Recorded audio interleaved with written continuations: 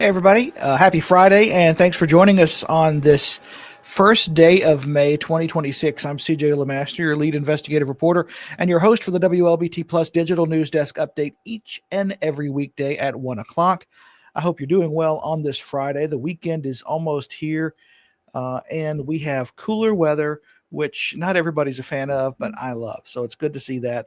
Thanks to everybody watching right now on our Facebook and YouTube live streams, also our OTT platforms. Thank you so much for taking time out of your day to check in with us. And we want to get right to the top stories. Police investigating a deadly overnight shooting tied to a domestic disturbance and a reported home invasion here in the capital city. Officers responded about 3 in the morning and learned that a woman had been shot and taken to a local hospital. This happened on Walker Avenue. A short time later, officers were called back for a home invasion where the suspect had kicked in a door and was shot. Police say that suspect died at the scene. The homeowner is being questioned. Names have not been released. And that is the 27th homicide thus far this year for the capital city. As we look at the WLBT homicide tracker, which you can find on WLBT.com, you can see where we are in the year. We are just actually on the increase, just a little bit, 4% increase from last year. This time we've had 9 killings in the last 30 days. And again, you can follow along and just by clicking on this, see the latest information that we have on each homicide here that's happened this year. The one that we just reported on is, of course, I believe right there. Yeah. Happened at the 3900 block of Walker Avenue, 3917 to be precise. JPD is investigating.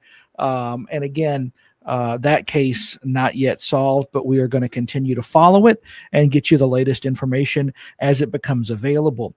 A federal judge has temporarily blocked a controversial new water law from taking effect, or really we should say the Water Authority Act. This comes after the city of Jackson filed an emergency preliminary injunction to block House Bill 1677. City calls this a major legal victory. The House bill, also known as the Metro Jackson Water Authority Act, gives state-created authority control of Jackson's water system. And the city is trying to stop that from happening. Now, the city is represented on the board, but does not have majority control, as we've told you. City leaders say the law is unconstitutional, so they filed an emergency injunction on Monday, arguing the law violates the supremacy clause of the U.S. Constitution. Well, in federal court yesterday, U.S. District Judge Henry Wingate decided to put a pause on things, ordering the status quo to remain in place while the court weighs the city's challenge. Again, we have been steadfast, the city of Jackson has, in saying that if we don't have control of this authority that we control and own the assets of, that we are responsible for the debt for, and that we don't want to see that authority coming into place because it's not fair. It is not fair to the citizens of Jackson, and we will fight any effort that will end with a result like that. Now, the judge did say authority board members can still be appointed, but they cannot take action until he makes a decision. The city now has 5 days to file its full legal brief, and the state gets 10 days to respond to that, meaning that the fight over who controls Jackson's water far from over. We, of course, will keep you updated on that. Several of you already saying hi on this Friday. Sheikah Hampton with a ton of emojis, mostly hearts there. In various, varieties of hearts. If you're watching on our Facebook live stream right now, I almost have to do that just to be able to see above them. Sheikah, thank you so much for that. Sheikah also commenting on our story about the man who was killed. My condolences go out to the family. There's a lot we don't know about that. So again, there was a woman injured there. We're still trying to get more details on all of that. Britt saying happy Friday, everybody. And a shout out to Miss Sheikah. That's very sweet. Linda Monroe saying good afternoon. And of course, a little bit of action in our Facebook chat right now. So if you are watching on our OTT platform and you want to comment too, check us out on Facebook and get in on the conversation as we go through the stories that we are following today. Mississippi Democrats and the Legislative Black Caucus are calling for action after the Supreme Court's Voting Rights Act ruling that you've probably heard about. State party leaders say they're reviewing the decision and preparing next steps, including legal, legislative, and community efforts. Representative Chuck Taylor says the fight continues against efforts that limit participation and voices. Stay committed to fight for justice, because the same spirit that carried us across that bridge, the same courage that built the Voting Rights Act, the same faith that sustained us through the dark days, is the same spirit that will keep us fighting today. The Legislative Black Caucus says it plans to mobilize and is urging Mississippians to stay engaged. 40% of this population. Sorry about that. The Legislative Black Caucus says it plans to mobilize and is urging Mississippians to stay engaged and speak out. Meanwhile, state lawmakers on the other side of the political aisle also weighing in on what the Supreme Court decision could mean for Mississippi.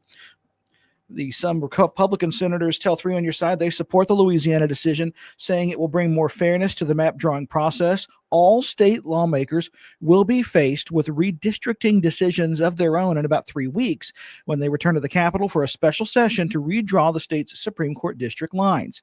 They did not take that up during the regular session, knowing that the High Court would be making a decision on the Louisiana case. Senators we spoke with say they now have the guidance they need to draw the maps.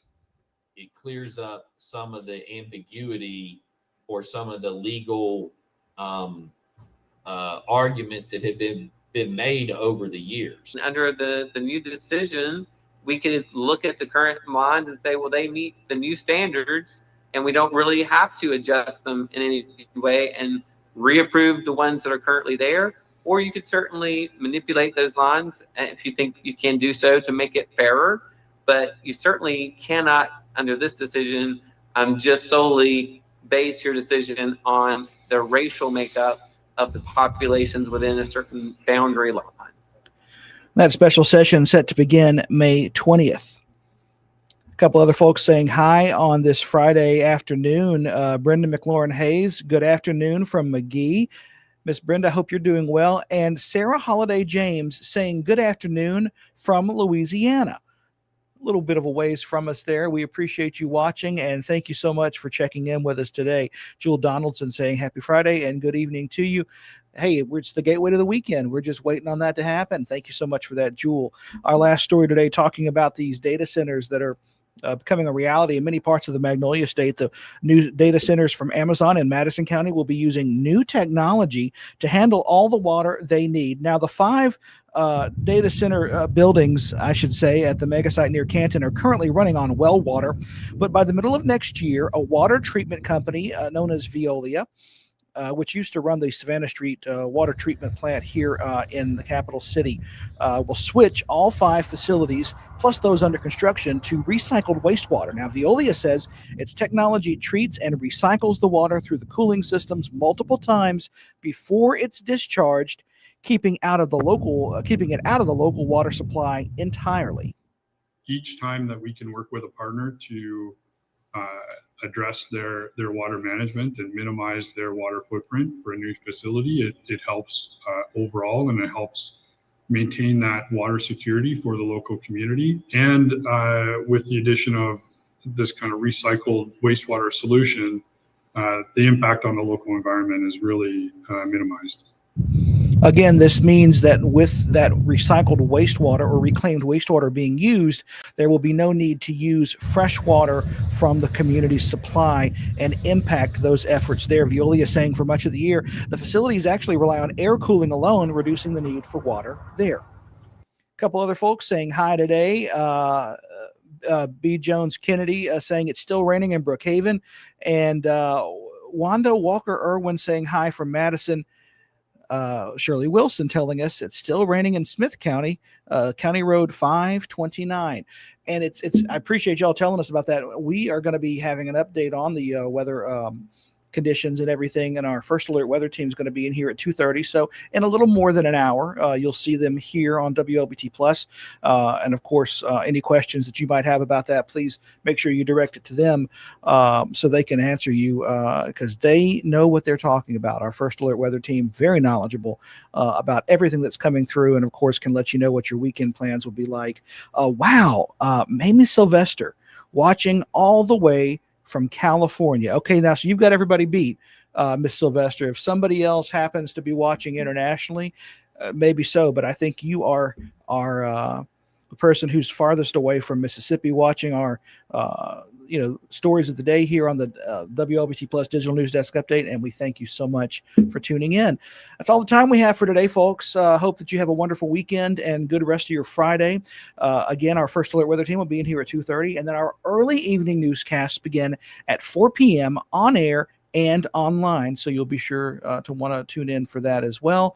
For everyone here at WLBT, I'm CJ LeMaster, your lead investigative reporter and your host for the Digital News Desk Update each and every weekday. Thank you so much for watching, everybody. And we will see you back here. I say tomorrow. I'm not going to be in here on a Saturday. I'll see you back here Monday at 1. Thanks for watching.